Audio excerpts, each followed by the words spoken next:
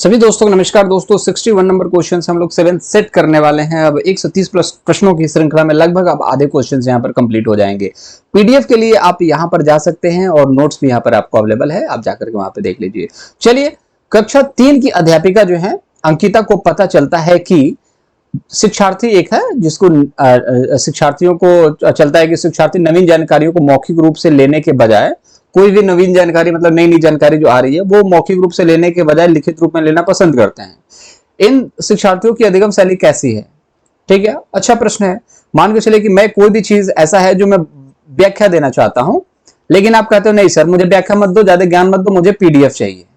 तो मैंने कहा ठीक है, पीडीएफ चाहिए तो आप यहां पर चले जाओ, यहां पर आपको पीडीएफ भी मिल जाएगा, नोट्स भी मिल जाएगा, पढ़ लेना।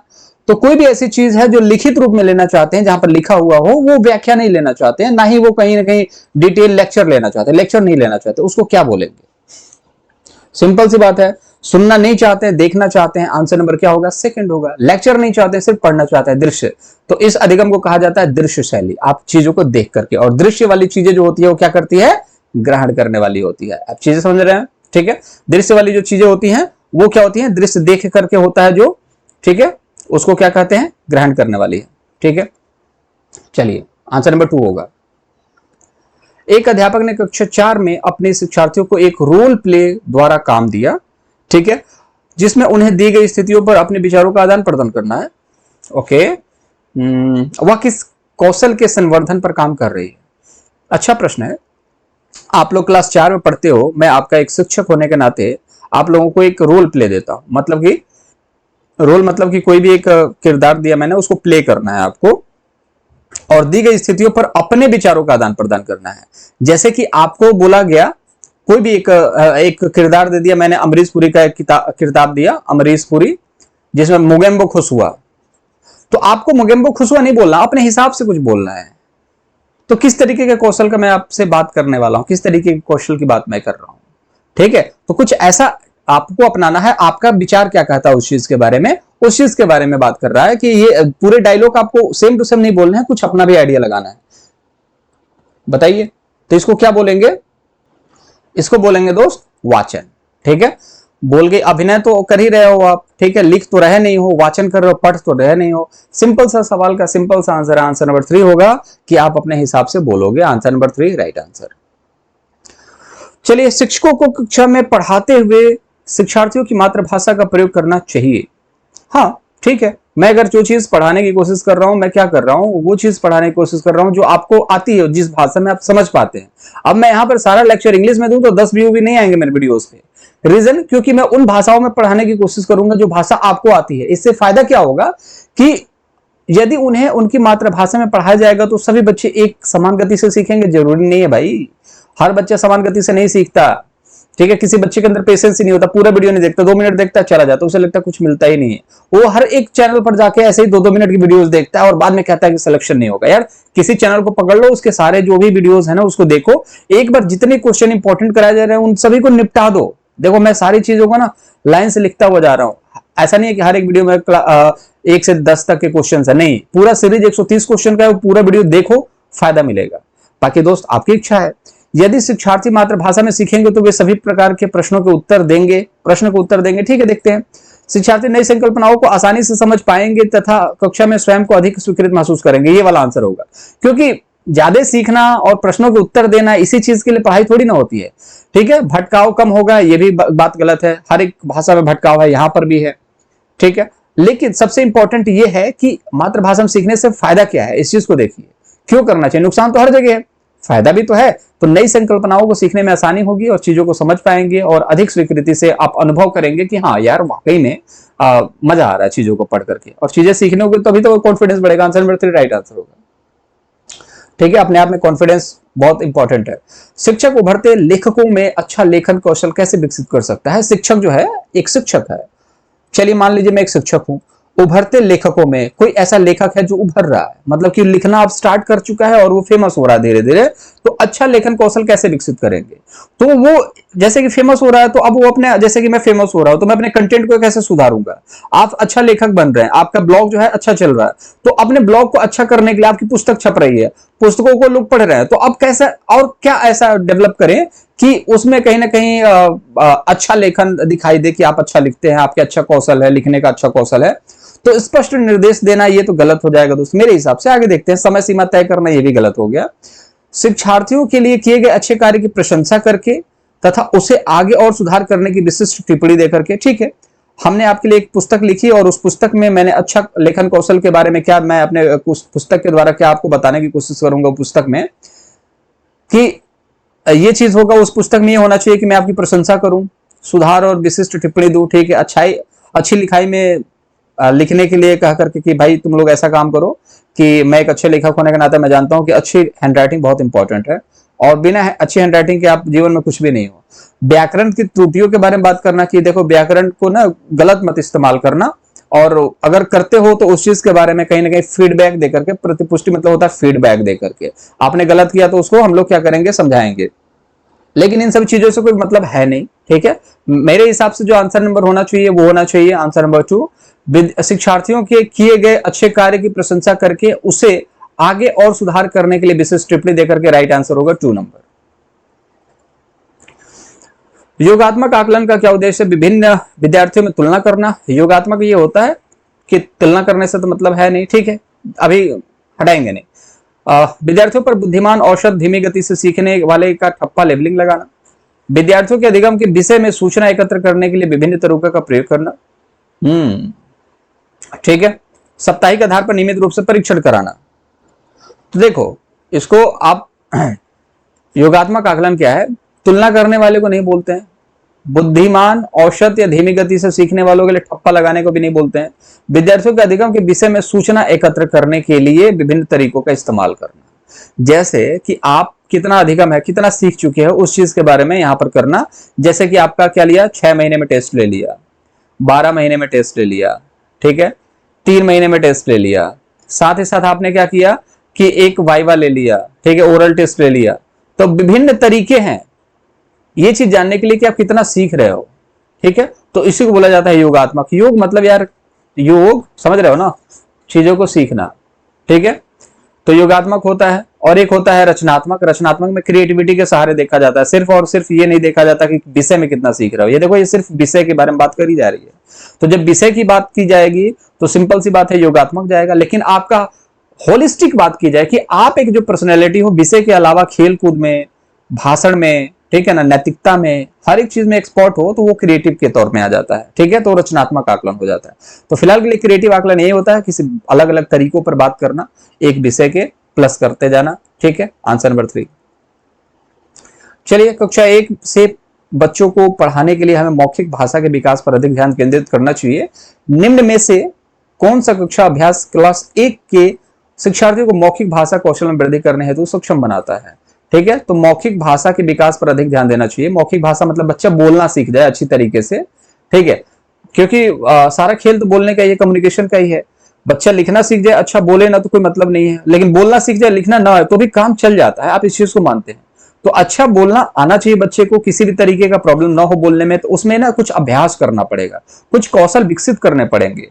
ठीक है, और कुछ एक्टिविटी है जो करनी पड़ेगी। किस तरीके की एक्टिविटी करनी पड़ेगी ताकि हम जो मौखिक कौशल है, जो भाषा का जो विकास है, जो बोलते समय ना कहीं फंसे ना, फ्लुएंसी से बोले, उस चीज में कहीं ना कहीं आपका विकास हो, वृद्धि हो, अच्छे से बोल सकें, उसके लिए क्या करना चाहिए?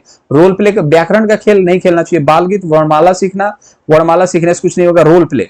ठीक है, जाहिर सी बात है यार, बाल गीत गाना गाने से आप क्या होगा, आप बच्चा बहुत अच्छा भाषण जान जाओगे। गाना तो तब गाओगे जब चीजें याद होंगी। अब जब चीजें याद होंगी तो गाना गाओगे। लेकिन रोल प्ले करना, रोल प्ले करने से आपको क्या होगा ना कि बहुत लंबे समय तक चीजों को आप रिटेन रखोगे। और बोलने के लिए रोल प्ले में क्या होता है, गाना तो एक म्यूजिक में गा दिया आपने, ठीक है, आपको ऐसा तो है नहीं कि आप अरिजीत सिंह जैसा गाना गाओगे और कोई इधर से ढोल बजेगा, इधर से नगाड़े बजेंगे, ऐसा नहीं है। रोल प्ले में किसी भी तरीके का आपको ऐसा नहीं फिल्म में रोल मिल रहा है।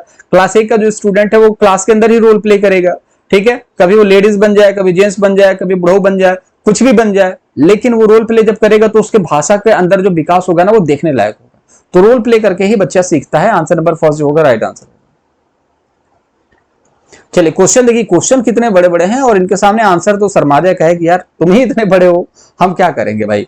हाँ, लेकिन क्वेश्चन को समझना बड़ा आर्ट है, और ये क्वेश्चन जो समझ जाओगे ना तो आंसर बहुत आसान होता है। और कई बार तो आंसर को देखो और उसमें भी आपका काम हो जाता है, बट फिर भी एक बार क्वेश्चन पढ़ लेते हैं। शिक्षिका पाठ्य पुस्तक से एक लड़की के बारे में कहानी सुना रही है। ठीक है, एक लड़की के बारे में कहानी सुना रही है एक शिक्षिका, जो कि एक चिड़िया की देखभाल करती है। ठीक है, तो मान लीजिए एक लड़की है जो चिड़िया की देखभाल करती है, उसे दाना खिलाती है। अचानक से एक लड़का अली खड़े होकर शिक्षिका को बताता है, एक लड़का आता है अली जो शिक्षिका के सामने खड़ा होकर के बताता है किस तरह उसने एक दिन पार्क में घायल पड़ी एक गिलहरी की रक्षा की थी। कहानी के प्रति अली की प्रतिक्रिया को किस रूप में वर्णित किया जा सकता है। तो लड़की भाई दाना वाना खिलाती है, लेकिन एक अली आ गया और अली ने कहा कि देखिए मैडम, ऐसा है, आप उसकी तारीफ करती हैं, अच्छी बात है, लेकिन मैं भी कम नहीं हूं। मैंने एक दिन पार्क में घायल पड़ी हुई एक गिलहरी की मैंने रक्षा करी थी। ठीक है, तो अब बताइए, 4 ऑप्शन दीजिए, बच्चों से पूछिए कि कहानी के प्रति हमारी जो प्रतिक्रिया है उसको किस रूप में वर्णित किया जा सकता है। तो पठन सामग्री को अपने व्यक्तिगत अनुभव से जोड़ना, शिक्षिका को बीच में रोकना, ये तो गलत हो गया। बोलने का अवसर मिलना और यह दिखाना कि वह कक्षा में सक्रिय है, उसे कक्षा में ध्यान खींचने की प्रवृत्ति है कि देखिए मैडम ऐसा है कि आप उसके बारे में ज्यादा तारीफ मत कीजिए, मैं भी हूं। जैसे कुछ लोग होते नहीं है कि उसी को थोड़ी आता है, सर मुझे भी पता था, आंसर तो मुझे भी पता था। तो ध्यान आकर्षित करना कि देखो भाई हम भी हैं, क्लास में एग्जिस्ट करते हैं। तो ये 2 ऑप्शन तो वाहियात हैं, गलत है। बाकी बचता है 2। तो देखो बोलने का अवसर मिलना तथा यह दिखाना कि वह कक्ष में सक्रिय है। तो बोलने का अवसर कहां मिला उसको, वो तो खुद ही बच्चा जो है वो बोलने लगा आकर के, और वो चीज इंपॉर्टेंट नहीं है। अवसर तो एक पॉजिटिव साइन होता है, लेकिन बोलने का अवसर मिलना और वह दिखाना कि वह कक्ष में सक्रिय है, तो ये दिखाने वाली चीज नहीं है। यहां पर किसी भी तरीके का ऐसा दिखाया उसने कि वो कक्ष में सक्रिय है, उसने तो अपने अनुभव को बताया ना दोस्त। तो सिंपल सी बात है, अगर उसका अनुभव ये है कि उसने एक गिलहरी की जान बचाई है, तो वो अपने अनुभव को शेयर कर रहा है। वो दिखाने की ये कोशिश नहीं कर रहा है कि देखो हम सुपीरियर हैं, हम भी बहुत मानवतावादी हैं, हमने बस लोगों की जान बचाई, ऐसा नहीं। वो सिर्फ अपने अनुभव को शेयर कर रहा है। राइट आंसर फर्स्ट होगा दोस्त। ठीक है, चलिए 68 नंबर क्वेश्चन पर आगे बढ़ते हैं। शिक्षिका है, उसने समूह में भाषा कार्य करने के लिए दिया है। इस समूह कार्य के दौरान शिक्षिका की क्या भूमिका है। एक क्लासरूम में आप 8-10 लोग हैं। ठीक है, सभी को मैंने बोला कि एक भाषा कार्य करिए आप लोग भाई, तब तक मैं चाय पी के आता हूं। अब इसके दौरान शिक्षिका, मेरी भूमिका क्या होगी। आप लोग तो अपना भाषा में काम कर रहे हो, मैं क्या करूंगा चाय पीने के बाद। चाय पी के मैं क्या देखूंगा, यह देखूंगा कि कार्य समय पर प्राप्त हो, इसके लिए बार बार ध्यान देना दिलाना चाहिए।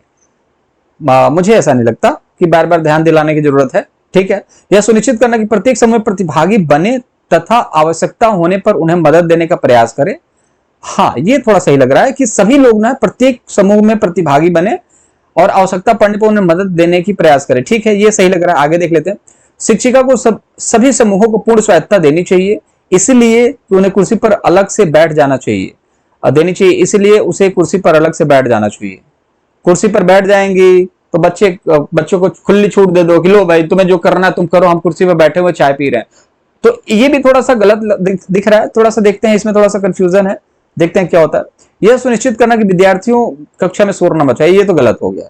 तो आंसर फर्स्ट और फोर्थ तो मेरे हिसाब से गलत लग रहा है, लेकिन 2 और 4 जो है ना ये गलत। 2 और 3 ये सही आंसर इसमें से निकालने को देखने को मिलेगा, क्योंकि ये तो मुझे गलत है मेरे हिसाब से। अभी आगे हम आंसर देखेंगे, लेकिन ये तो गलत है। अब 2 और 3 में देख लेते हैं सही क्या है, क्या करना चाहिए। तो सुनिश्चित करना चाहिए कि प्रत्येक की समूह में प्रतिभागी बने। जैसे कि मान के चलिए 8 बच्चे थे, 4 को मैंने 1 डिवाइड कर दिया, 4 को 1 में डिवाइड कर दिया। अब पता चला 2 ही सभी सवालों के जवाब दे रहे हैं, इधर से 2 सही सवालों के जवाब दे रहे हैं और 2 मुंह छुपा के पीछे बैठे हुए हैं। तो कोई फायदा नहीं है ना। 2 का ही तो यहाँ पर होलिस्टिक प्रोसेस होगा, होलिस्टिक डेवलपमेंट होगा। 2 तो भाई छुपे हुए हैं पीछे। तो ऐसा कोशिश करनी है कि हर एक बच्चा, चारों बच्चे ना इन चारों बच्चों से कहीं ना कहीं डिबेट करें, भाग लें और आवश्यकता पड़ने पर एक दूसरे की मदद करें। इसको भारत के प्रधानमंत्री का नाम नहीं पता है तो कम से कम दूसरा वाला बोले कि भारत के प्रधानमंत्री का नाम पता है। इसको पता है तो बता दे, दूसरे वालों को राष्ट्रपति का नाम नहीं पता है तो तीसरा वाला बताए इसको। तो इसी तरीके से तो नॉलेज बढ़ेगा। आंसर नंबर सेकंड जो होगा राइट आंसर होगा, क्योंकि अलग पर कुर्सी पर बैठ जाने से कुछ भी नहीं होने वाला दोस्त। ठीक है, कुर्सी मिल जाने के बाद हर कोई छोड़ देता है कि भाई छोड़ो, जो करना है करो भाई, हमें तो कुर्सी मिल गई। लेकिन ऐसा नहीं, आप टीचर बनना तो ऐसा मत करना। आप होलिस्टिक प्रोसेस करना, होलिस्टिक डेवलपमेंट करना दूसरे बच्चों की। आप देखो बहुत ज्यादा आपको ब्लेसिंग्स मिलेंगी। ठीक है, आंसर नंबर 4 जो होगा राइट आंसर, 2 जो होगा राइट आंसर होगा दोस्त यहाँ पर। दिखा देता हूं मैं आपको। आंसर नंबर 2 जो होगा राइट आंसर होगा। चलिए 16 नंबर क्वेश्चन की तरफ आगे बढ़ते हैं। पठन अवबोधन किस प्रकार की योग्यता है? ठीक है, लिखित प्रतीकों को उनकी ध्वनियों में अनुवाद करने की योग्यता है। ओके, ध्वनियों में अनुवाद करें, हाँ ठीक लग रहा है। प्रवाह में पढ़ने के लिए वर्णों को समझने और उनके अर्थ खोलने की योग्यता। पठन सामग्री के साथ अंतःक्रिया के द्वारा अर्थ गढ़ने की योग्यता। देखिए, पठन सामग्री के साथ अंतःक्रिया के द्वारा अर्थ गढ़ने की योग्यता। चौथा यह है कि पठन सामग्री में आए शब्दों को उनका अर्थ जानने की योग्यता। तो सिंपल सी बात है, उनका अर्थ जानने की योग्यता, ये कौन सी योग्यता है यार? अर्थ जान जाओगे तो बहुत बड़े मतलब विद्वान बन गए। पठन अवबोधन की बात कर रहा है यहाँ पर, ठीक है। तो सिंपल सी बात है कि प्रतीकों के बारे में बात नहीं कर रहा है, वर्णों को समझने की बात नहीं कर रहा, अंतःक्रिया करना है। जो चीज आप पढ़ रहे हो, जैसे 4 ऑप्शन आपने पढ़ा, तो आप अपने आप से पूछोगे भाई ऐसा है कि इस 4 ऑप्शन में से क्या मैंने पढ़ा है, क्या सही हो सकता है? आपने देखा आंसर नंबर 3 जो है ये सही हो सकता है, क्योंकि अंतःक्रिया पॉजिटिव माना जाता है। जब आप खुद से बात करते हैं तो बहुत अच्छी चीज है, और उसके बाद आप अर्थ भी निकालने की योग्यता है, ठीक है। तो आप अंतःक्रिया के द्वारा जब अर्थ निकालने की कोशिश करोगे ना, अर्थ को गढ़ने की कोशिश करोगे, मतलब अर्थ की गढ़ने का मतलब यह है कि अपने हिसाब से अर्थ निकालने की कोशिश करोगे, उसी को तो पाठ अवबोधन कहा जाता है। आंसर नंबर 3 होगा राइट आंसर, ठीक है। जानना नहीं है, गढ़ना है, बनाना है, खुद खोज करना है। चलिए, निम्न में से किस प्रकार के प्रश्न विद्यार्थियों की रचनात्मकता का आकलन करने के लिए सहायक है? बिल्कुल सिंपल सा है भैया, खुले अंत वाले प्रश्न, ठीक है। बहुविकल्पीय प्रश्न में 4 ऑप्शन है, आपने एक टिक मार दिया, आपने बोला सी, मान लो सही हो गया, इसका मतलब क्रिएटिव हो गया? नो नो नो, ठीक है। सत्य असत्य प्रकार के प्रश्न कि क्या नाम है, भारत के प्रधानमंत्री नरेंद्र मोदी जी हैं, सत्य या असत्य? सत्य। क्या इसमें आप क्रिएटिव हो गए? नहीं ना। एक शब्द वाले प्रश्न, एक शब्द वाले प्रश्न ये हो गया कि जैसे कि मान के चलिए भारत की राजधानी कहाँ है? नई दिल्ली, तो इससे क्रिएटिव हो गया? नहीं। खुले अंत वाले प्रश्न, नई दिल्ली की विशेषताओं के बारे में बताइए। अब ये खुला प्रश्न है, अब आप इसके बारे में बताते जाओ जितनी विशेषताएं आपको पता है, इसको बोलेंगे आंसर नंबर 2 जो इज द राइट आंसर, ठीक है। आंसर नंबर 2 जो राइट आंसर है। सेल्फ स्टडी की आदत डालिए, यहाँ पर नोट्स हैं, नोट्स के पीडीएफ भी आपको यहाँ पर अवेलेबल हैं। सब्सक्राइब कीजिए चैनल को, 130 प्लस प्रश्नों को यहाँ पर डिस्कस की गई है और सारी चीजें आपको यहाँ पर दी जाएंगी। टेलीग्राम पर भी आपको पीडीएफ मिल जाएगी, और दूसरी बात है टेलीग्राम का लिंक डिस्क्रिप्शन बॉक्स में है, ये भी आपको डिस्क्रिप्शन बॉक्स में मिल जाएगा। मुलाकात अगले वीडियो में करेंगे, ख्याल रखेंगे।